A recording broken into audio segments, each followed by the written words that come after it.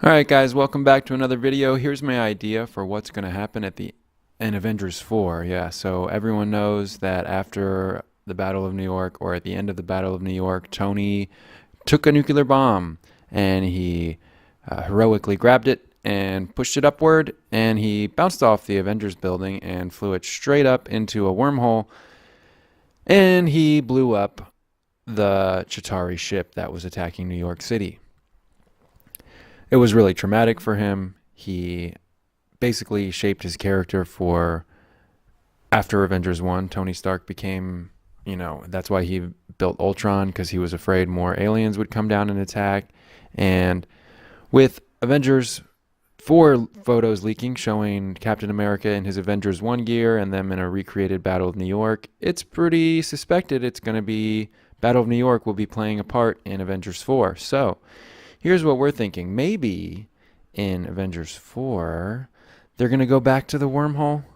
Of course they will, because they want to know, hey, if we can use our Barf Tech or Ant-Man's knowledge of the quantum realm to communicate with or go back and revisit in person previous versions of ourselves, we could tell them some very important things about about the Battle of New York. So basically, what's the point of the wormhole being the greatest? Because they know it is, after Thanos beat him up in part 3, it's the best place that they could get to strike at Thanos before it's the only place they know where he is before Infinity War happens.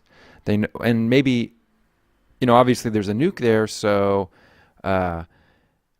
maybe Thanos isn't right up outside of the wormhole, basically, because he would have also got hit by the nuke, but they could at least go up there and find out some information, since he was first seen in the post-credits scene of Avengers 1, actually, sort of close to that event.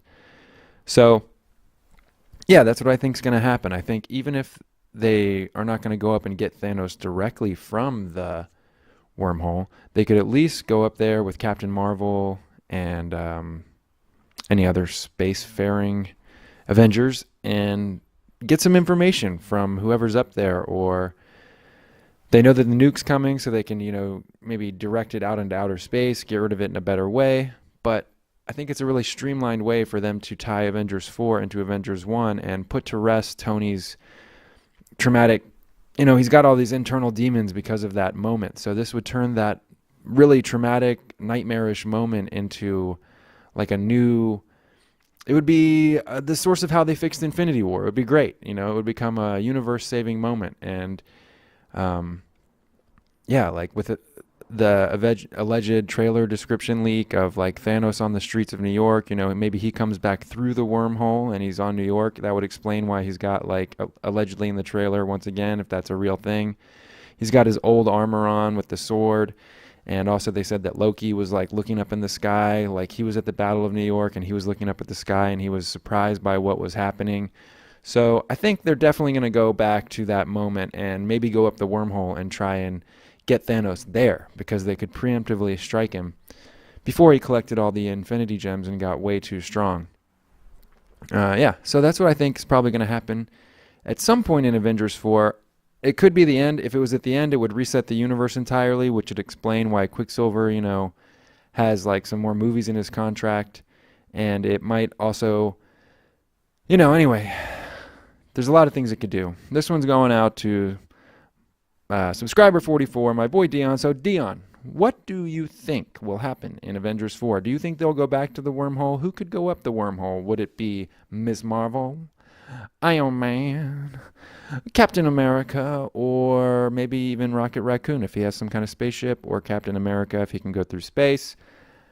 I don't know. I feel like they're going to go up there and try to get at Thanos through the wormhole. It just makes a lot of good sense, and it would tie everything up in a very streamlined fashion. So that's what I think.